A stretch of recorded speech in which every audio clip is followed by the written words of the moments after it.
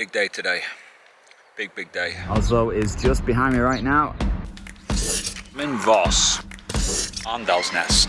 Over to Senja, in Porsgrunn, Trollstigen. Good morning from Geiranger. Centre of Lillehammer. We're leaving Tromsø now. I'm in Bodø. I'm in Kristiansand.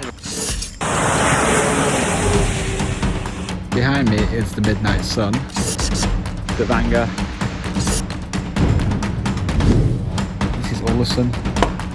Somewhere. Kristiansand, Lufton, crossing the Arctic Circle. Just coming into Bergen now. Darling. Here we are in Trondheim. Cap at the top. Well, that was a tough day. I can't let you go, baby. I just wanna tell you that.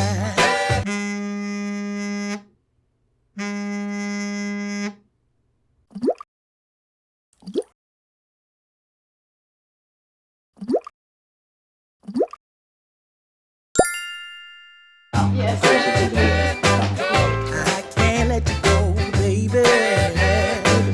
I just wanna tell you that. No.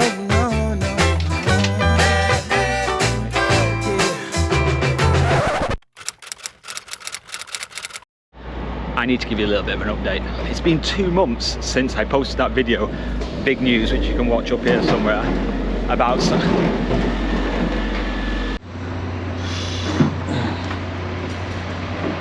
pretty cool, eh? Pretty cool. So I posted that video called Big News. If you haven't seen that, it's somewhere up here. And basically, that was me informing you guys I'm going to set up a company called Cycle Norway. We're going to create a website with all the information you need to be able to cycle around the country, all the different routes, etc. But to set this website up, I'm going to need some funding because it's a huge task. It's going to take a lot of my time, and I live in a very expensive city where the cost of living here is extremely high. So for the last 2 months, what I've really been doing is trying to find funding, and I've been networking a lot. I've been meeting a lot of people, and it takes time. TTT, things take time. But things are going in the right direction, and I'm starting now to spread the news about Cycle Norway. I'm starting to get some good feedback from people, and although there are really not many sponsorship or funding opportunities at this present moment in time, I see there is real potential in the future. So I just got to keep plowing on and see what happens. So in this video today, I'm going to show you what I've been doing. I'll give you an example of what I've been doing over for the last 2 months. And what I realized by setting up Cycle Norway is it's not just an organization for you guys to provide information, but it's also an organization that can help improve cycling in the country by getting the message across to government organizations that are directly related to improving or managing cycling infrastructure in this country, and that is really exciting.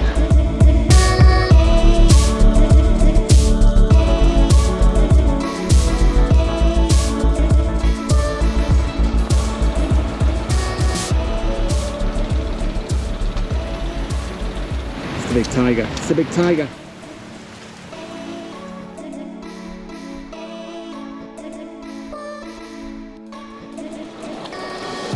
So how do you get your bike on the train in Norway? It's a pretty valid question, to be honest with you, because it's sometimes it's not that easy. There are 2 different types of trains. You have like the long distance ones, which go to the big cities across the country, where you have to book in advance, and then you have kind of the regional trains like this, where you can just try to get your bike on where there's a bike sign. So my train's just arriving. Look out for the bike sign. There's one, see it? Let's go. You never guarantee the spot. Never guarantee the spot.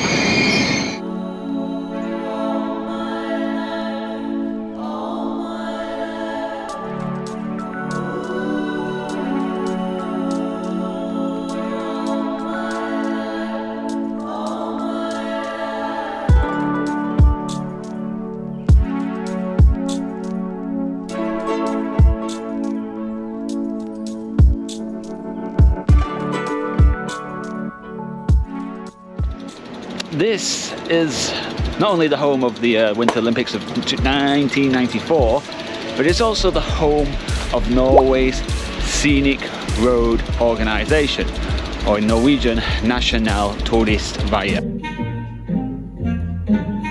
And I would tell you more, but I'm not the right person to tell you about them. It's better that I hand you over to Trina, who works for the organisation, and we need some better weather, don't we? So let's pop back to Oslo a few weeks earlier.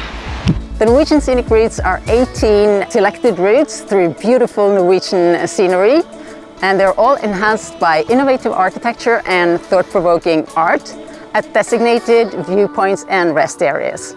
The objective of Norwegian Scenic Routes is to promote the tourism in Norway and also the local businesses, and to strengthen rural life.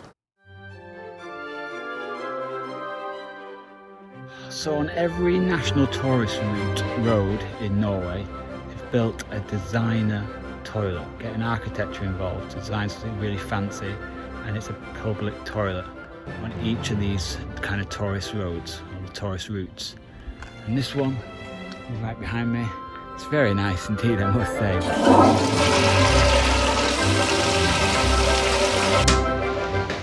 So Trina invited me to Lillehammer today to do a presentation for the organisation, talking about cycling here in Norway and what they can do to improve cycling infrastructure and to basically make these roads more accessible for cyclists. Alright, so I've got to go meet her now at the office. I think it's somewhere down here, so let's go.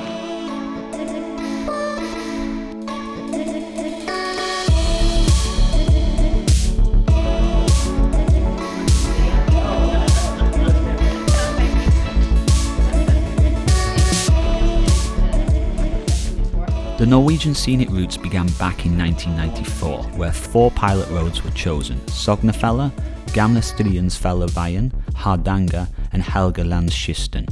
3 of the people from the pilot project are still working with the Scenic Routes today. We have the leader Jan Andresen, Werner Harstad and our guide Trine Kanter Sørvik. Today the office has 15 employees which manage the 18 scenic routes. Having met Trina a couple of times already, I can sense her drive and passion she has for her job. Do people in the regular departments, they get jealous? Yeah, sometimes.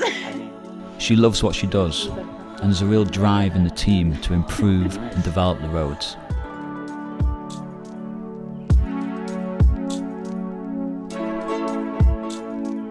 Somewhere close to these signs, where you have a map showing you how difficult it is climbing up the red with the percentage, maybe a little graph here, average gradient, steepest part, how long the climb is, total percent, just basic information like that. It means so much to cyclists, and it also gets us, like, when you see a sign like that, you go, great, all right, here I go, I'm ready for this. Or maybe you see this and go, oh, maybe I'll do this tomorrow. Tina, how did it go? Did you think it was all right? I think you had an amazing presentation, and you gave us so much to think about. So now we have to really discuss what we're going to do to make it maybe a little bit more easier for the cyclists. 650 meters above sea level. Road is down there where we came from. Nice valley. Nice views all the way around. Beautiful blue sky day.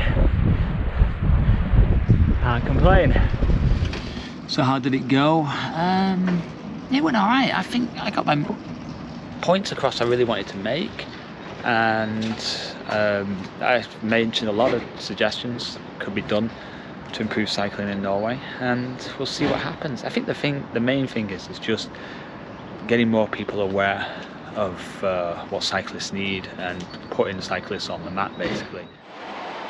But where am I going now? Well, I'm jumping on a train to Trondheim, but I'm not going to Trondheim. I'm going to jump off at a place called Dombås, and then jump on another train to Arendalsnes, and then we're going to go to Trollstigen.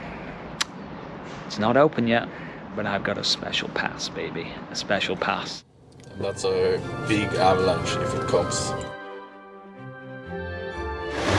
This machine is... I want to get out. Trollstigen. It's not like a normal road.